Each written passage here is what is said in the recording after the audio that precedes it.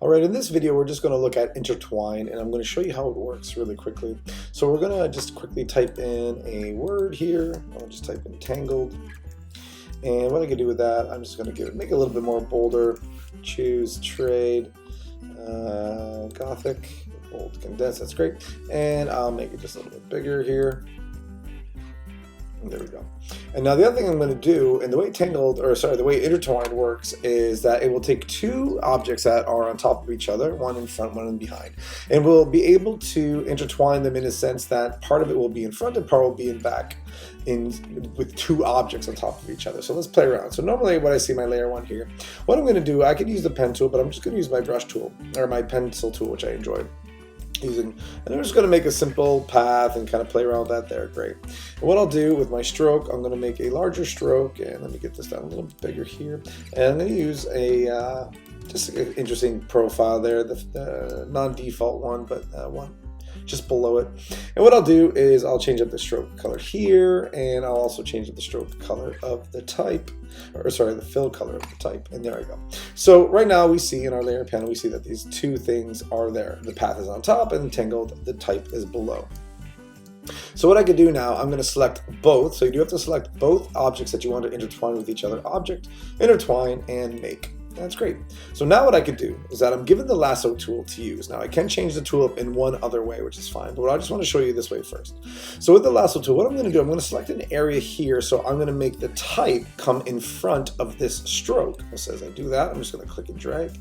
And now the type, this little piece comes in front of the stroke, but it still shows me that the path, or that pencil tool path I made, is still in front. Either way, I'm going to keep going. I'm just going to play around here just like that. Great. And another option I can use, instead of just holding down that, I can hold down Shift, and Shift takes away the lasso tool and kind of makes more of a marquee tool, and I can still do it that way as well. And I'll just continue on, and I could do it that way. And once again, I'll do one last one here with the old school lasso tool. A bit of an issue. So let me show you what happens there. So I'm going to make this correct. And there we go. Now if I want to undo that, or I want to bring it back, I could just do the same thing. I'll just go over that space again and it will bring it back, which is fine. So the problem is right here, if I look at like say L here, and if I don't fully select the area, what actually Illustrator says is like, that's fine. I'm just going to use the area you selected, so it's only going to do that. Now that might be a good thing. Maybe that's what you want in this situation. But keep in mind, you do want to, if you want to select the whole thing, you do have to kind of select the whole area. Now there is a problem there. Now it's going to keep on doing that for me until I reset it or change it or whatever. But I do want to show you that as well. But before I do that, another option I can do here is, like I said, I made a mistake, something happened, it's not quite right. I could just undo that, Command Z, and I can get back, of course. But let's pretend, because the great thing about this is, number one, the type, the path that I made here is editable. I can change up the color still, even though it's intertwined, I can still change up the color. I can change up its the actual path itself and move it. Now keep in mind, as you move it, it will change and it will kind of get out of the selection that you initially had. So if I drop it down there, well, it doesn't recognize that, so I would need to fix that, or however I wanted to do that. And obviously the color of the fill, it's always editable. I can always change it, of course, anytime, and play with that. Now the other thing too about the type, it's still editable, so I could edit it. But once again, bit of issue here, it's not recognizing where it was initially. Not a problem. I select it all again. Let me get out of isolation mode here. I select it all again. I go to Object, I go to Intertwine,